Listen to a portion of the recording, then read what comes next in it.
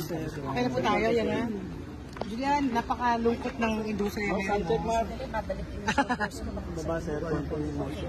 Sa pagpano ni Ate Gaya, no? Ano lang yung first reaction niyo na sumakabilang buhay na ang ating superstar? Of course, initial reaction siya.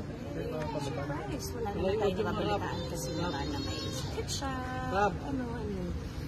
Matagal tayong walang balita kay Ate Gaya. But we know that she's okay. Pero syempre, yung unang gising mo kasi sa umaga, biglang ang daming sabak ng mga messages, posts. So, parang ang tagal pang nag-sink in.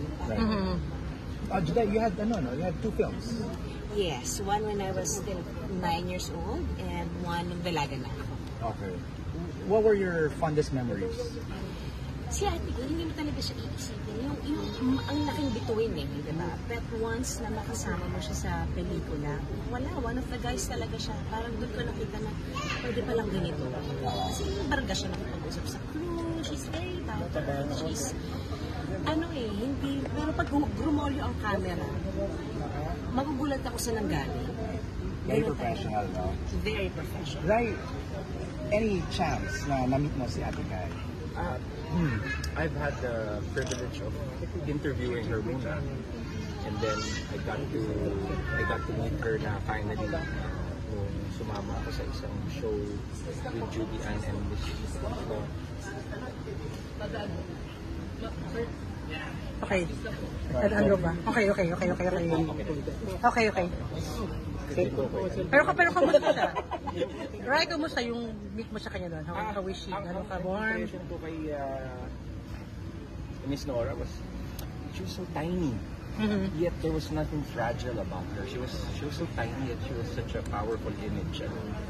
Liit niya, nagulat ako.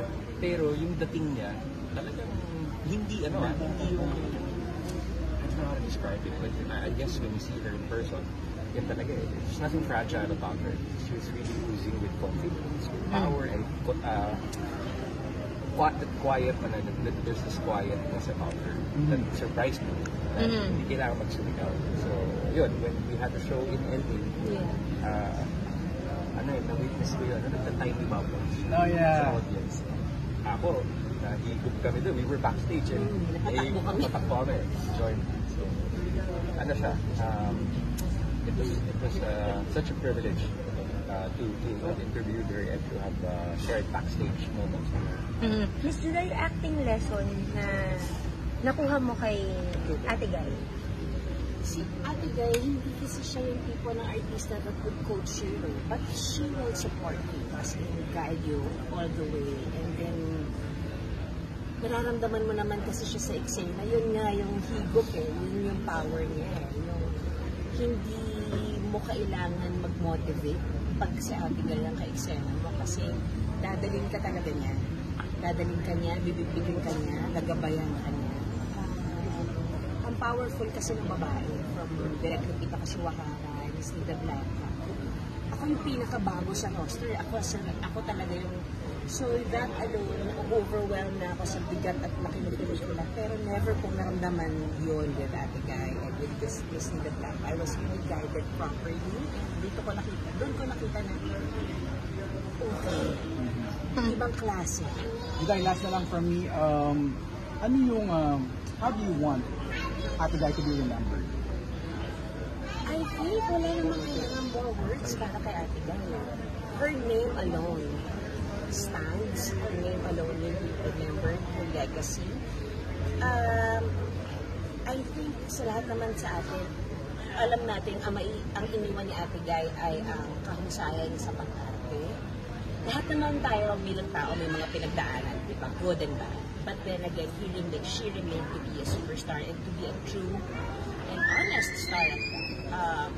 Marami lang din talaga pinagdaanan. Pero nalagpasan, I think, napakalaking example nun na we really have to take care of ourselves, our legacy. Ang laki nang naitaguyod niya. Kumbaga, sabi ko nga doon sa pinost ko, dahil sa kanya, pinalawak niya ang mundo ng industriya ng show business. Pinalawak niya talaga. Gumawa siya ng daan para sa amin na mga hindi talaga yung picture perfect, di ba? Pero yung mga naaabot, nagkaroon ng pangarap ang maraming tao dahil sa kanya. So, I think that alone is her legacy. Salamat. Pinangalan din ikaw na parang young superstar after Ate Guy. Ano masasabi mo na nagkaroon ka rin ng ganun tayo? Alam mo, palagi mo sinasabi, walang pwedeng maging iba pang superstar. Siya lang, si Ate Guy lang talaga. Of course, nakakataba ng puso na may mga ganon, but talagang sinasabi ko, hindi pwede. Kasi wala namang makakatapat na sa kasikatan at sa lawak na narating niya. But of course, hindi naman ako magiging hypocrite at magsisinungaling kung sabihin ko hindi siya nakakakilig. Diba? Pero niwala sa kalintingan ni Ate Guy, niwala sa kalintingan ng narating ko, niwala sa kalintingan ng narating ni Ate Guy yung trabaho ko. Eh, malayo pa, malayo at hindi ko naman mararating yan. I'm just honored and nagpapasalamat ako sa thought na naging parte siya ng karera. Sa palagay mo, nung nag-uusap kayo before, may mga bilin ba siya sa'yo o mga payo? When it comes to life, may dumating ba kayo sa puntong? Wala, sinabi lang naman niya nun is, mahirap ang industriya ito, pero hanggat mabuti at mababa ang loob mo, wala kang magiging mali. Kung may pagkakamali ka man, basta aminin mo, mamahalin ka ng tao hanggang dulo, hanggang dulo. Yun ang naalala ko, pinakatandaan ko talaga.